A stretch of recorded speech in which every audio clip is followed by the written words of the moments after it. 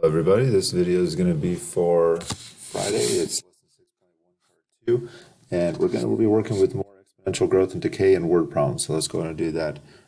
First of all, I just want to make sure that this is, nope, okay. So, yes. So the first thing is how to get a percent to a decimal. The way you're going to get a percent to a decimal is just take that percent and divide it by 100. So for instance, if you had something like 5%, take 5 divided by 100, and I believe in your calculator you get 0.05.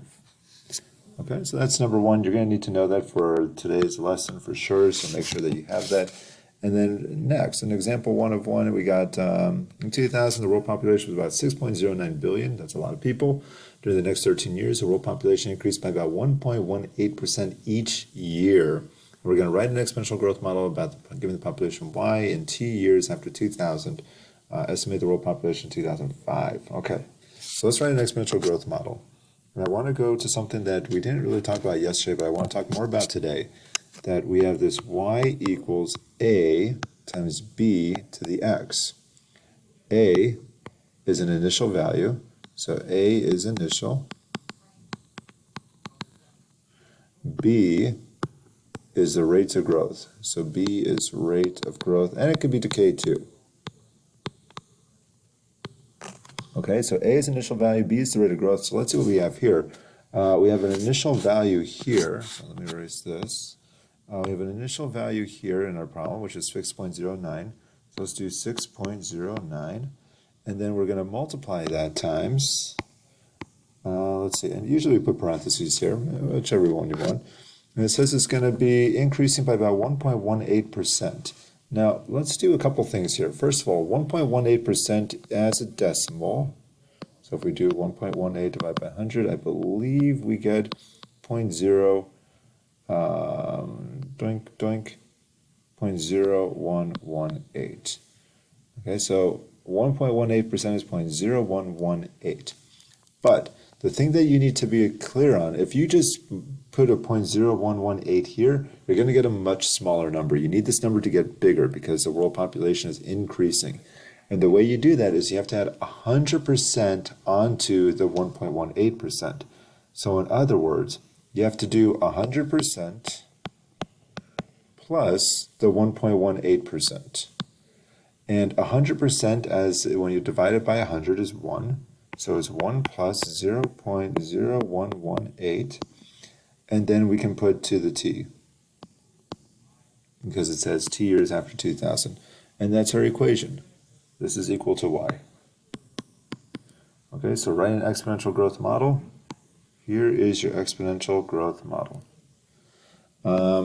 We could clean that up if we wanted to. So we could also just write out y is equal to 6.09 times 1.0018 to the t. That would be fine too.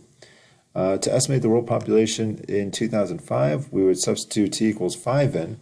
And when t equals 5, let's see what we get here. I do need some more space, so let's just get this here and move this down. Okay, so to get 2005, 2005, we'll say t equals 5, and then we'll just plug that into the calculator.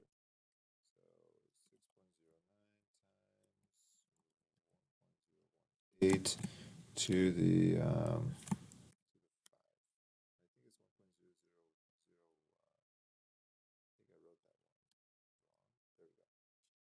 so it looks like we're going to get 6.4578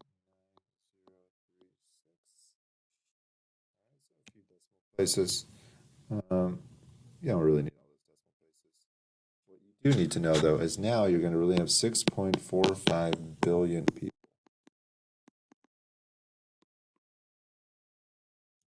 Okay, and that's your answer for the first one.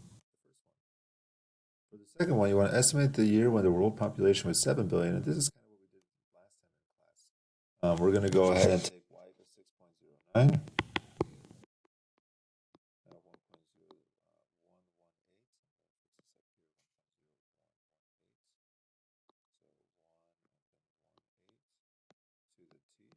Plug in different values for t. So we saw t equals 5 kind of gets us there. Let's see what happens if we change this exponent to maybe a 6 and maybe a 10 Wow. So right now it's only 6.84. I need 7 billion, so let's keep going. Maybe 12. Oh, that's a little bit over. That's a little bit under. So about 10.5. No, maybe 10.9. Maybe 11. Maybe 11.5. Maybe 11.7. No. Basically 12 years. So it says estimate basically 12 years. And again, you could do that on your calculator to see when you actually get close to 7. T is approximately 12 will be the year. Now, that's not a year though. So the year would actually be 12 years from 2000, which is 2012. The reason it's from 2000 is because this all started in 2000. That's all for this first one. We're going to go on to the next part. And the next part is going to be compound interest. So let's just say you have $1,000 lying around and you're going to put it in the bank and gain a 10% interest on it annually. So my question is, if with this $1,000 getting 10% annually, how much are you going to have after 1 year? So one way to picture this is when you have $1,000, here's $1,000. Now you're going to be able to add to it 10%. So 10% of this part with 100% of this part gives you how much you have. Now 10% of 1,000 I believe is $100. So now you're going to have $1,100 after 1 year. After 2 years, well, after 2 years, now you get another 10% on what you just did. So it's not another 10% onto 1,000, it's 10% off of what you just ended with the first year. So now what we're going to have is we have 100% of $1,100. We're going to take 10% of that. I believe 10% of that is going to be 110.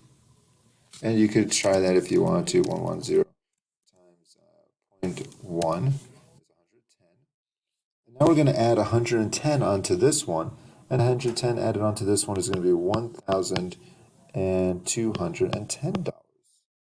And if we do that again, because we can keep adding on more and more money here, we're going to get another number. But there's a shortcut for this, and that's the point for this.